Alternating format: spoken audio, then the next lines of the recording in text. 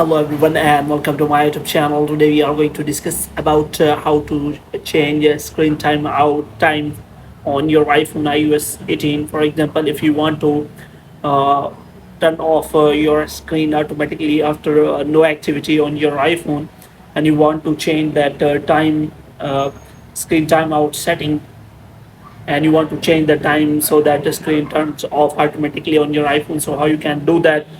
For this, what you have to do, you have to simply watch this video completely. So without wasting any time, let's start the video. So first of all, what you have to do, you have to simply make sure that you are connected to a proper Wi-Fi or internet connection. And after that, what you have to do next is you have to simply go to settings. And here what you have to do, you have to simply go to general.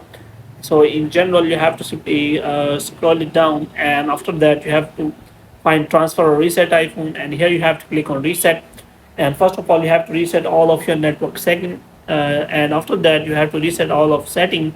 And the next thing you have to do is you have to simply look for brightness and display. Here you have to simply look for, so how you can find it, so here you can simply find it in your setting, display and brightness, and after that you will find the option of auto lock. So here is the option available. So if you set your auto lock to 30 seconds, which means if your screen inactivity remains for 30 seconds, which means if you do not touch your screen for 30 seconds, then your iPhone will be automatically locked and your screen will be turned off.